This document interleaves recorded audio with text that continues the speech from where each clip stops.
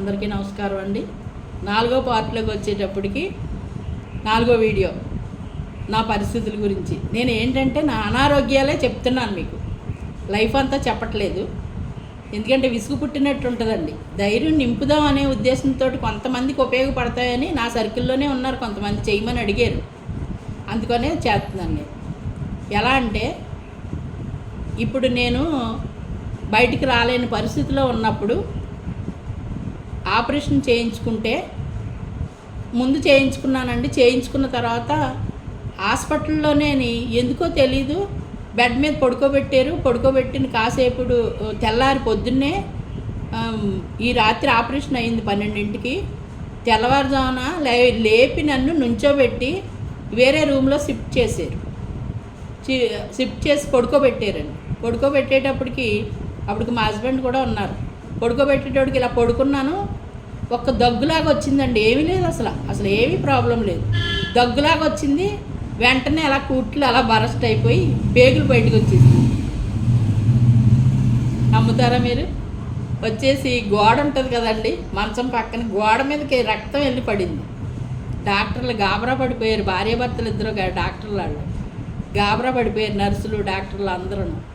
నేనేం తెలివి కోల్పోలేదు, బాబోయ్ అమ్మాయి అంటలేదు. మా హస్బెండ్, మా అమ్మగారు అందరూ గోల చేసేస్తున్నారు. గోల చేసేస్తుంటే ఏం కంగారు పడకండి అనేసి వాళ్ళ పాపం మళ్ళీ ఏయో చేసారండి. వాళ్ళ ప్రయత్నం వాళ్ళు చేశారు, కానీ సెట్ అవ్వలేదు. దానివల్ల 4 సార్లు చేయించుకోవాల్సి వచ్చిందండి కడుపుకి ఆపరేషన్. ఒకటి వైజాగ్, ఇప్పుడు తాడేపల్లిగూడెంలో ఒకటి చేశారు, ఫెయిల్యూర్ అయిపోయింది. అంతకుముందు ఒకటి సుంకవల్లి కేశవరావు గారు అని ఆయన చేశారు.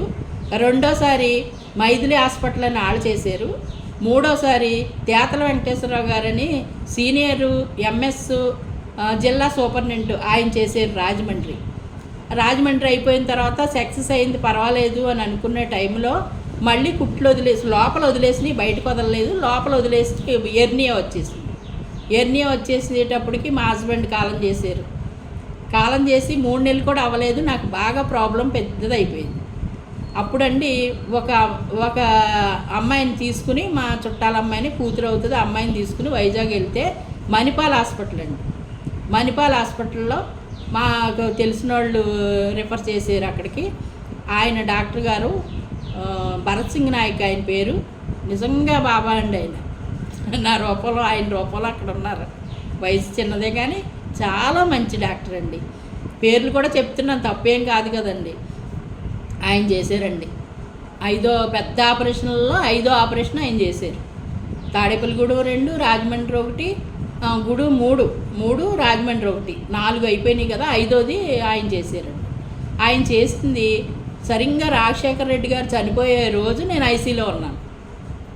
డాక్టర్ గారు వచ్చి చెప్పారు, రాజశేఖర రెడ్డి గారు విమానం కూలిపోయిందమ్మా అనేసి ఐసీలోకి వచ్చి చెప్పారు. అసలు ఆరోగ్యశ్రీ కూడా ఉపయోగించారు ఆ డాక్టర్ గారు నాకు. అంటే నా పరిస్థితిని చూసి ఆయనకి చాలా బాధేసి, అప్పటికి ఇంకా ఎన్నుపోసి ఇరిగిపోలేదండి, ఈ ఆపరేషన్లే జరుగుతున్నాయి అన్నీని. ఆ ఎన్నుపోసి ఇరిగిపోయేటప్పటికి అన్నీ అయిపోయిన తర్వాత ఎన్నుపోసి ఇరిగిపోయింది. అప్పుడు ఎన్నుపోసి ఇరిగిపోయినప్పటికి ఈ లోపలిది కూడా తేడా వచ్చేసిందేమో అనుకున్నాం, కానీ ఏమీ తేడా రాలే. అది బాగానే ఉంది. అరుగుదల ప్రాబ్లం లేదు, ఏమి లేదు. 2 నెలల్లో వైజాగ్ నుంచి వచ్చాకండి, 2 నెలల్లో ఇడ్లీ వాసన కానీ భోజనం వాసన కానీ నాకు తెలియదు. అసలు వాసన వస్తుందంటే వాంతులు వచ్చేసాయి. ఎందుకు వచ్చేది కారణం ఏంటంటే నాకు వేసింది ఫారెన్ మెటీరియల్ వేసారంటండి, మెస్. అది నా బాడీకి సెట్ అవ్వక వాంతులు పట్టేసుకున్నాయి. 2 నెలలు పోయిన తర్వాత 3 నెలలు సగంలోకి వచ్చేటప్పటికి డాక్టర్ గారు ఏం చెప్పారంటే, ఇంతంత తినండి, అంటే ఇడ్లీ ముక్కలు అయ్యి పోతే పోయిందిలేండి అన్నారు. అప్పుడు దాకా 3 నెలలు ఏం తిన్నాను? బత్తారసం, పాంట, కొబ్బరి నీళ్ళు, మజ్జిగ, అంతే. ఆ లిక్విడ్ రూపంలోనే మంచం మీద ఉన్నాను, అటు ఇటు లేచి తిరుగుతున్నాను. కానీ అయ్యే తాగేదాన్ని. ఇంకా 1 రూపంలో వెళ్ళిపోతూ ఉంటుంది, అదే తాగుతా బతికాను 3 నెలలు. నా 3 నెలలు పోయిన తర్వాత కొంచెం అలాగా మళ్ళీ నార్మల్ స్టేజ్కి వచ్చాను. ప్రయాణాలు చేసేదాన్ని, నా ప్రొఫెషన్ చేసుకునేదాన్ని, అన్నీ చేసేదాన్ని. నాకు మైండ్ ఖాళీగా ఉండటం ఇష్టం ఉండదండి. ఎప్పుడు కూడా నేను ఖాళీగా కూర్చుంటే ఇష్టం ఉండదు. ఎన్నుపోసి ఇరిగిపోయిన తర్వాత కూడా నేను పచ్చళ్ళ వ్యాపారం చేశాను. మీరు నమ్ముతారా? కూర్చుని పచ్చళ్ళు పట్టాను, 80లు మామూలు ఇవన్నీ పచ్చళ్ళు పట్టి సేల్స్ చేసేదాన్ని. బాగా విపరీతంగా సేల్స్ అవుతున్నాయి. అయ్యే టైంకి మా బుడ్డోడు వాళ్ళ అమ్మ కడుపుని పడ్డాడు. తన సపోర్ట్ లేకుండా నేను ఒక్కదాన్ని చేయలేను కదా అని అవి ఆఫ్ చేశాను. అలాగే నాకు ఎప్పుడు కూడా మైండ్లో ఏదో ఒకటి ఉండాలండి. లేకపోతే ఖాళీగా ఉంటే కనుక నా తెగులు గుర్తు చేసుకునే పని ఎప్పుడు నేను పెట్టుకోను. నేను ఎందుకు చెప్తున్నానంటే మనిషి అయిన తర్వాత ధైర్యం అనేది ఉండాలి అని అందుకే చెప్తున్నాను. ఆ ఆపరేషన్ అయిపోయిన తర్వాత చాలా రోజులు భోజనం లేకండి బాగా ఇదైపోయాను. కానీ ఒళ్ళు ఎప్పుడు ఆరిపోలేదండి. బాగా లావు కదా, ఇప్పుడు ఇంకా తగ్గాను. ఇప్పుడే తగ్గానండి. 2 సంవత్సరాల నుంచి తగ్గాను. అంతేగాని లేకపోతే లావుగానే ఉంటాను నేను. ఎత్తు లావు. కాకపోతే ఎన్నిపోస ఆపరేషన్ అయిన తర్వాత కొంచెం నొప్పిగా వచ్చినట్టు వచ్చాను. నేను నిలబడి ఉన్నా ఎప్పుడైనా మామూలుగా వీడియో నుంచుని ఉన్నప్పుడు తీస్తాను, పెడతాను. అలాగే రాడ్లు ఎన్నిపోసలో ఉన్నాయి, కడుపులో మెస్సులు ఉన్నాయి. ముందు మెస్ ఫెయిల్యూర్ అయినా 2వ మెస్ 3వ మెస్ సెట్ 5వ మెస్ సెట్ అయింది. ఈ సెట్ అయిన మెస్ ఇప్పుడు కడుపులోది బాగానే ఉందండి. మెస్ బాగానే ఉంటుంది, అరుగుదల అన్నీ బాగానే ఉంటాయండి. దేనికి ఇబ్బంది ఏమీ లేదు. శుభ్రంగా తినటం తిరగటం అన్నీ బాగానే చేస్తాను. బయటకు అయ్యి వెళ్తూ ఉంటానండి. తీర్థయాత్రలకి ఎక్కువ కారు వేసుకుని వెళ్తూ ఉంటాను. పిల్లలు కూడా ఎక్కడికైనా మా అబ్బాయి బయటికి మోటార్ సైకిల్ మీద షాపింగ్కి వాటికి తీసుకెళ్తాడు. రిలయన్స్ కానీ వాటికైనా వెళ్తాను. నా పనులు ఎయ్యి కూడా మానలేదండి.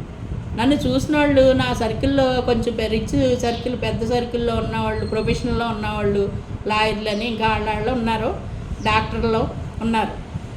వాళ్ళు ఏమంటారంటే సుబ్బలక్ష్మి గారిని చూస్తే ధైర్యం తెచ్చుకోవాలి అంటారు. ఎందుకంటే ధైర్యమే ధనలక్ష్మి అండి. ఇది లేకపోయినా ధైర్యం ఉందనుకోండి బతికేయచ్చు. అది నమ్ముతాను నేను. అలాగా మా ఆయన గారు కూడా అనేవారు అస్తమానను, నీ ధైర్యమే మన ఇంటిని నడిపిస్తుంది, నీ ధైర్యమే నిన్ను ముందు తీసుకెళ్తుంది, దేనికి నువ్వు ఎప్పుడు కూడా కుంగకూడదు అనేవారు. నేను మళ్ళీ ఇంకొక వీడియోలో చెప్తానండి. ఎందుకంటే లెంత్ పెరిగిపోతుంది కదా, ఇంకొక వీడియో చేస్తాను.